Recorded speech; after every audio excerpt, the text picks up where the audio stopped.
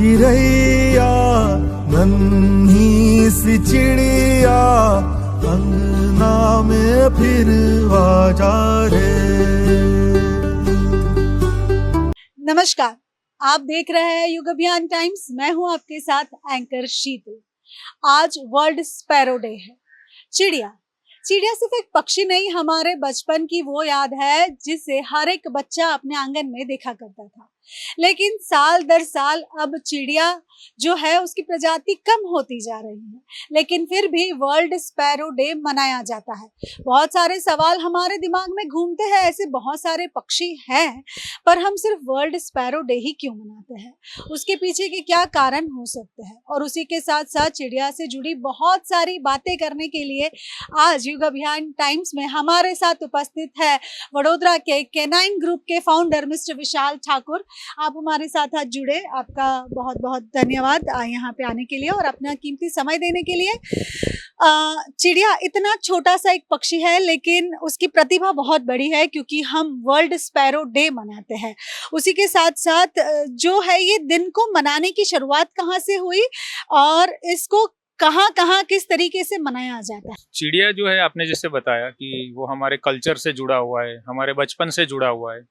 जैसे कि हमारे आसपास काफ़ी अलग अलग किस्म के बर्ड्स पाए जाते हैं। जैसे हम कौवे है, मैना है, मोर है, ये हमारे आसपास रहने वाले बर्ड्स है। उसी तरीके से जंगल में रहने वाले पंछी होते हैं। वेडर्स मतलब कीचड़ में रहने वाले पंछी होंगे। वेटलैंड बर्ड्स जो पानी में रहने वाले पंछी होंगे। कोई मछली खाता है, कोई फल खाता है, कोई दूसरे पंछी या दूसरे मेंढक सांपों का शिकार करके खाता है। तो नेचर के अंदर जो हम बोलते हैं कि ये जो हमारे जो पंछी जगत है, इसमें आपको टाइप्स ऑफ वैरायटी देखने को मिलेगी। लेकिन जब हम बात स्पैरो की करते हैं, चिड़िया की बात करते हैं, तो इसका नाम ही हाउस स्पैरो, यानी कि हम इसको गुजराती में घर चकली या घर की चिड़िया बोलते हैं। इसको गोरैया भी बोला जाता है हिंदी के अंदर। तो इसको हाउस स्पैरो इसलिए बोला जाता है क्योंकि ये बर्ड कभी पेड़ों के ऊपर या किसी और जगह पे, जंगल में या ऐसे किसी जगह पे नेस्ट नहीं करेगा। ये ह्यूमन सिविलाइजेशन के साथ जुड़ा हुआ बर्ड है। मतलब ये क्या करेगा, आपके आसपास नेस्ट बनाएगा। जैसे आपको पता हो तो पहले के ज़माने में जो घर थे वो नलिए वाले हुआ करते थे, कच्चे हुआ करते थे, वेंटिलेशन हुआ करता था, जिससे चिड़िया घर में आती थी, बाहर जाती थी।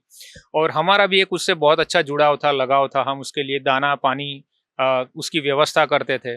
फोटो फ्रेम हमारी पहले क्रॉस हुआ करती थी, अगर आपने देखी हो दीवार पे, तो उसके पीछे वो घोंसला बनाते थे। पहले हम ट्यूबलाइट्स का इस्तेमाल करते थे, तो ट्यूबलाइट के ऊपर हम पहले पंखे यूज़ करते थे, जिसके आप देखोगे कैनोपीस जो बनती थी उसके ऊपर वो नेस्ट बनाती थी। तो स्पैरो को एक आइडल और एक प्रोफेशनल जो बोला जाता है, नेस्ट बनाने की जो पूरी तकनीक जो थी, वो पूरी जहाँ ह्यूमन हैबिटेट है, जहाँ इंसान रहता है, वहाँ पे उसको हम मुहैया हम करवाते थे। अभी आप देखो फोटो फ्रेम सीधी हो गई, ट्यूबलाइट की जगह पर बल्ब्स आ गए, एलईडी हम यूज़ करने लगे, हमारी लाइफस्टाइल चेंज हो गई, वेंटिलेशन निकल गया क्योंकि हम घर के अंदर एसी लगा रहे हैं। तो इस वजह से क्या हो रहा है कि जो चिड़िया कभी घर के अंदर या हमारे घर के आसपास रह के घोंसला बनाती थी, उसको हमने घर में आने से रोक दिया, जिसकी वजह से उसके जो हम बोलते हैं उनका जो प्रजनन दर जो है उसमें काफ़ी तेज़ी से कमी आ रही है।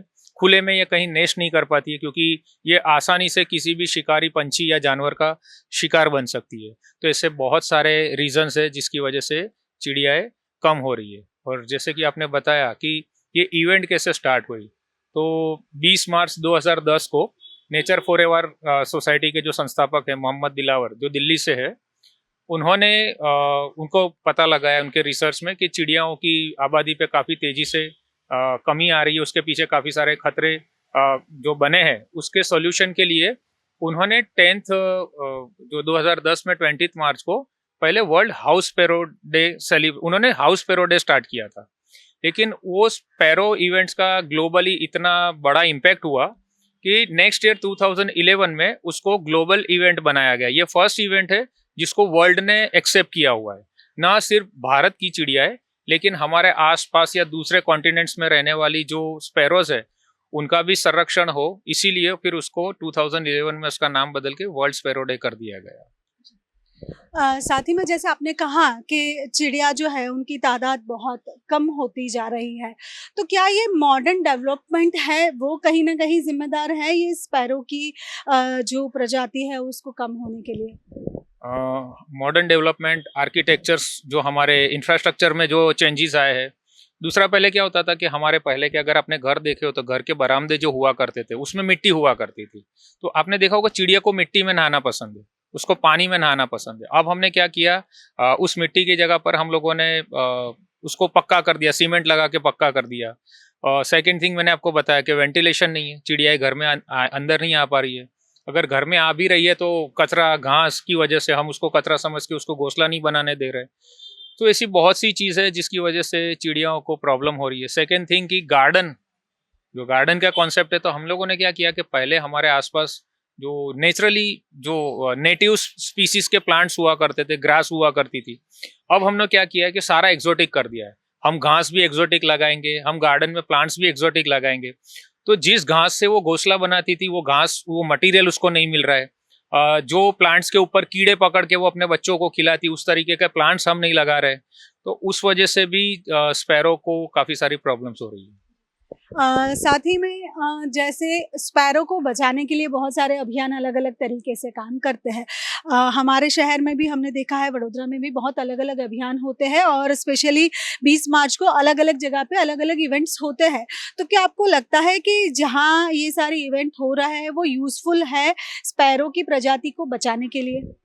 देखिए, सभी की तो मैं बात नहीं करूंगा, लेकिन मैंने देखा है कि कुछ ग्रुप्स है या कुछ एनजीओज है जो काम कर रही है, कुछ फेम के लिए कर रही है, कुछ कुछ अच्छे पर्पस के लिए भी कर रही है। लेकिन जब हमने 2010 में स्पैरो डे स्टार्ट किया सेलिब्रेट करना, तब इंडिया की हम 2 या 3 ही एनजीओ ऐसी थी जिन्होंने नेस्ट बॉक्स का कॉन्सेप्ट अप्लाई किया। पहले हम वुड के नेस्ट बॉक्स बनाते थे, फिर 2 साल के बाद हमने मिट्टी के नेस्ट बनाना शुरू किया, क्योंकि मिट्टी के नेस्ट के अंदर बाहर के कंपैरिजन में अंदर का जो टेम्परेचर होता है वो थोड़ा ठंडा होता है, क्योंकि स्पैरो स्पेशली समर में नेस्टिंग करती है। मतलब बाहर 40 डिग्री का टेम्परेचर है, तो नेस्ट के अंदर उसको 4-5 डिग्री का थोड़ा फर्क मिले, इसलिए हम लोगों ने मिट्टी के नेस्ट देना शुरू किया। तो हमारी जो इवेंट होती थी उसमें हम क्या करते थे, एक प्रॉपर डेटा मेंटेन करते थे। हम लोग क्या करते थे, एरिया वाइज पहले तो लिस्टिंग करते थे, रजिस्ट्रेशन करते थे, उसके ऊपर एक नंबर लिखा जाता था एरिया के हिसाब से, और हम खुद उस घर पे जाके नेस्ट देते थे, क्योंकि हम वहां देखते थे कि कौन सा ऐसा आइडल स्पेस है जहाँ पे नेस्ट लगाया जा सकता है। वो हम लोगों को पर्टिकुलर गाइड करते थे।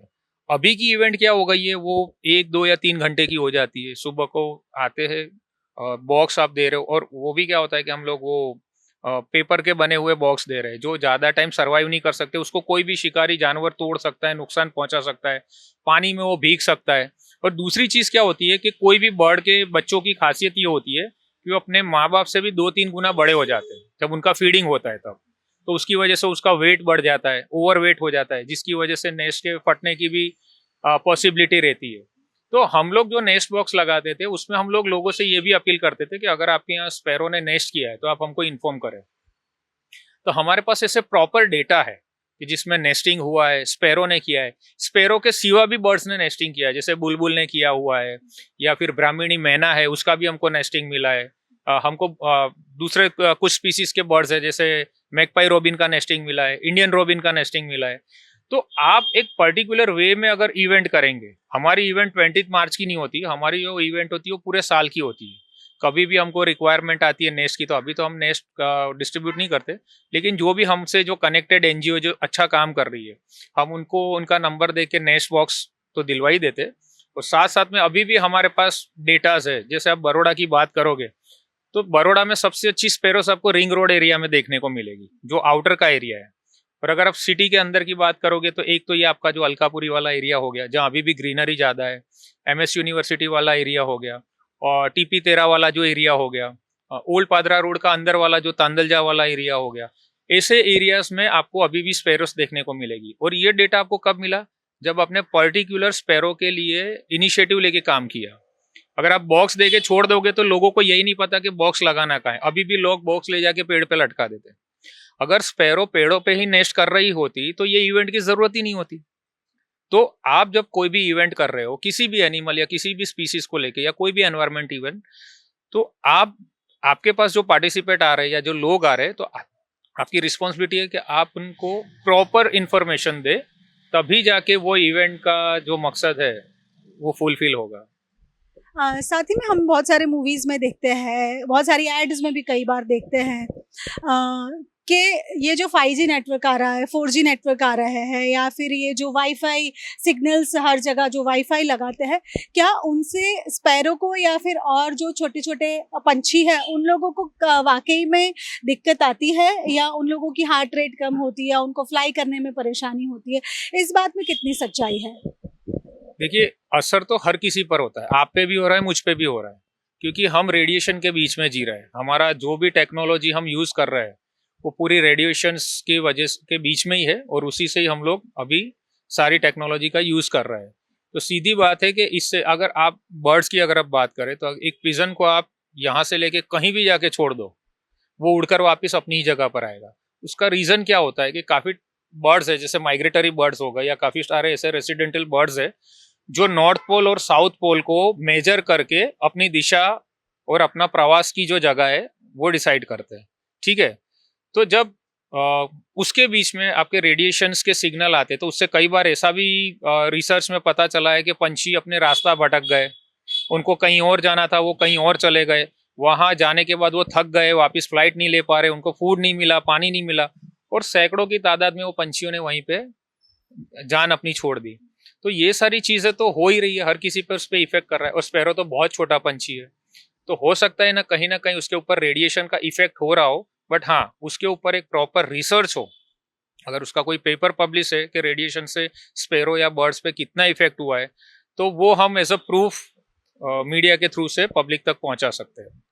साथ ही में जो स्पैरो है, जैसे आपने कहा कि बहुत छोटा जीव है, वो उसको सरवाइव करने में भी कभी कभी बहुत मुश्किल आती है। तो स्पैरो को स्पेशली आज वर्ल्ड स्पैरो डे है, स्पैरो को बचाने के लिए उसको फिर से हमारे आंगन में वो आए, फिर से वैसे ही हम बचपन जी पाए, और फिर से वही स्पैरो हमारे आसपास हमारे बच्चे भी देख पाए, उसके लिए हम स्पैरो को स्पेशली बचाने के लिए क्या क्या कर सकते हैं, या फिर वो वापस से आंगन में आए और खेले, उसके लिए हम क्या क्या चीज़ें कर सकते हैं? मैंने बताया ना, स्पैरो ह्यूमन से बहुत अटैच्ड बर्ड है, उसको लाने की जरूरत नहीं है, बस हमने जो उसको दूर करने के लिए किया है उसको हमको उसका रिवर्स करने की जरूरत है। हमको, मैंने जैसे बताया कि घर में एक वेंटिलेशन होना बहुत जरूरी है। हम लोगों ने एसी लगा के अपने आप को एक 4 वॉल के बीच में ऊपर टेरेस के एक बॉक्स के अंदर पैक कर दिया है। वो हमारे लिए भी इतना प्रॉब्लमेटिक है, हम फ्रेश एयर ही नहीं ले पा रहे हैं। स्पैरो जो होती है उसको आप देखिए कि हमारे आसपास के जो इंसेक्ट होते हैं जो ह्यूमंस को प्रॉब्लम्स कर सकते हैं, उन इंसेक्ट को पकड़ के वो अपने बच्चों को खिलाती है। तो एक तरीके से तो वो हमारे लिए बहुत अच्छी इंसेक्ट क्लीनर है। सेकेंड थिंग इज कि उसकी चहचहाट बहुत निर्दोष पंछी है। उसका प्रेजेंस, जो हमारे पहले की जो हाउस वाइफ होती थी जो घर में काम करती थी, तो उनका एक कनेक्शन उस बर्ड से बना रहता था। जैसे मुर्गियां सुबह को बांग देता था, मुर्गा जो बांग देता था, हमारा कौवे का बोलना, चिड़िया का चेंचना, तो ये क्या होता था, इससे हमारा जो कल्चर है वो जुड़ा हुआ रहता था। हमने जिस तरीके से वेस्टर्न एजुकेशन, वेस्टर्न कल्चर की तरफ हम जो भागे, उससे क्या हुआ, हमारा जो कल्चर था जो पूरा नेचर से जुड़ा हुआ है। आज भी आप देखोगे तो कुछ फेस्टिवल है तो वो चांद, फुल मून, अमास, सूरज, भरती, ओट, है ना, दिशा, ये सारी के ऊपर ही जुड़ा हुआ है। तो हमने क्या किया कि हम इतने आधुनिक हो गए कि हमने अपने कल्चर को अपने आप से दूर कर दिया।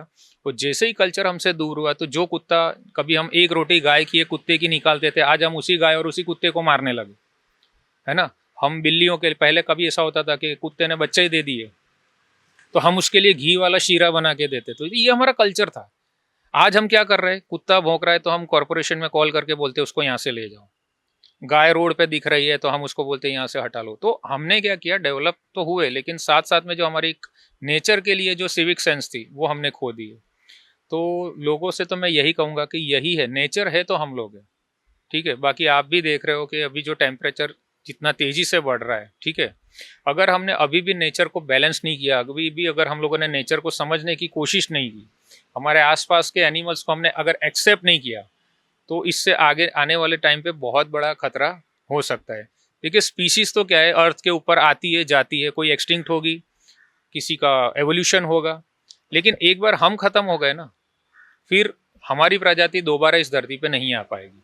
और रही बात चिड़िया की, तो उसको कुछ नहीं चाहिए, आप आपके घर आंगने में छाँव जहाँ आती हो ऐसी जगह पे मिट्टी के बाउल में पानी रखिए। कई बार मैंने देखा है कि स्टील और प्लास्टिक के बाउल में हम पानी रखते, जो उनके लिए काफ़ी नुकसानकारक होता है। तो मिट्टी के बाउल में आप पानी रखिए। दूसरा, चिड़िया को जो हम खाना खाते, जैसे बॉयल राइस हो गए, खिचड़ी हो गई या क्रश की हुई रोटी हो गई, अगर आप ऐसा कुछ उनको प्रोवाइड करते हो, वो खाना खाने आएगी। हाइट के ऊपर किसी एक सेफ जगह के ऊपर जहाँ धूप ना आए, बारिश का पानी ना आए, या कोई बिल्ली या सांप जैसा कोई जानवर वहाँ तक पहुँच ना पाए, इसी जगह पर मार्केट में अभी बहुत ही इजी अवेलेबल नेस्ट बॉक्सेस मिल रहे हैं मिट्टी के। वो बॉक्सेस आप वहाँ पे लगाइए। अगर आप ऐसे छोटे छोटे प्रोविजंस भी करोगे तो स्पैरो ज़रूर हमारे घर आंगने में वापस आएगी। थैंक यू सो मच, आपसे बात करके बहुत अच्छा लगा और उसी के साथ साथ बहुत सारी चीज़ें जानने को भी मिली। हमारे बहुत सारे व्यूअर्स हैं जो आज वर्ल्ड स्पैरो डे है, तो कोशिश करेंगे कि बहुत मैक्सिमम से मैक्सिमम जो आपने टिप्स दी है उस तरीके से करें और अपने आंगन में फिर से स्पैरो को वो खिलता खिलखिलाता देखें। तो आपको भी पता चला कि किस तरीके से स्पैरो डे की शुरुआत हुई थी और किस तरीके से वर्ल्ड स्पैरो डे मनाया जाता है। वडोदरा में भी बहुत सारे एनजीओज़ हैं जो इस दिन को स्पेशली मनाते हैं और उसी के साथ साथ आप लोग अगर ऐसे कोई इवेंट में जुड़ना चाहते हैं तो बहुत सारे एनजीओज़ हैं जो ये अच्छी कॉज के लिए आगे बढ़ते हैं, उनसे जुड़िए।